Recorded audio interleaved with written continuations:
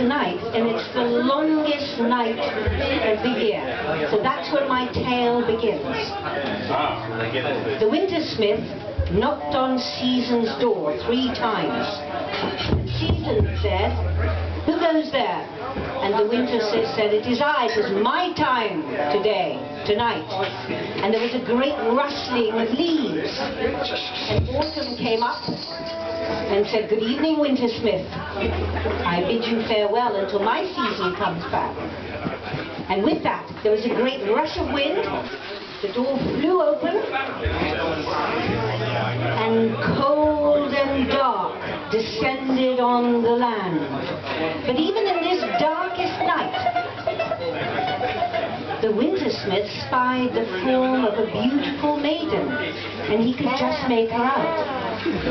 And her hair was silver moonbeams, flecked with sunlight, and her eyes were the blue of the sky, and her skin was soft, scented rose petals, and she swayed and drifted towards the wintersmith. And then he recognized her. This was the spring maiden. And he thought, oh no, she cannot be in my time, for if she does come into my time, the universe will shatter and we will all perish. So he went up to her and said, spring maiden, go back to sleep, go back to your time. But then her eyes opened and their gaze met, and they fell in love. From day till night and night till day they were together. And he drifted down beautiful snowflakes, each one an individual jewel for her.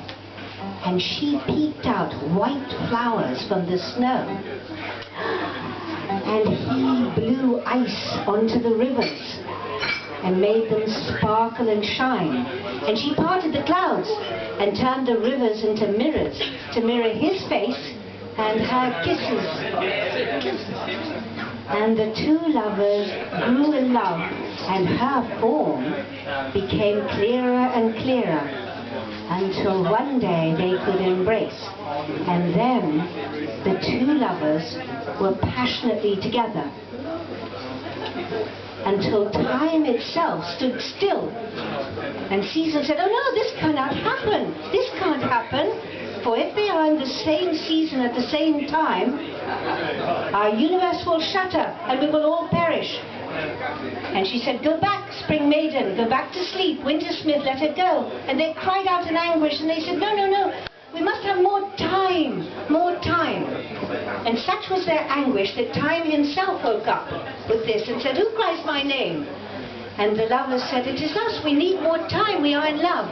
And he said, no, no, no, you cannot be together, or our universe will shatter and we will all perish. But if you trust me, I will give you a way to be together from time to time. And to the wintersmith he held out a red rose, and as the wintersmith held it, it froze perfectly. And to the spring maiden he gave her dark, cold rock. And when she touched it, it turned into clear, beautiful, shining light. And he said to the wintersmith, you may call the spring maiden from time to time. And to the spring maiden he said, you may call the wintersmith from time to time. But remember, your time will be borrowed, so don't abuse it. And the lovers said, oh, thank you. And they knelt down and thanked Time. And from that moment onwards, the wintersmith and the spring maiden could snatch a few seconds here, a few minutes for kisses, hours and days perhaps for making love. And this has carried on.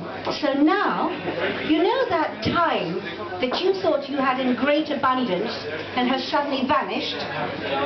And sometimes in the middle of February, you'll get a July day, and then in July, you'll get a winter day. Please forgive them, because it is just the wintersmith and the spring maiden being together. That is our Solstice Tale. Oh.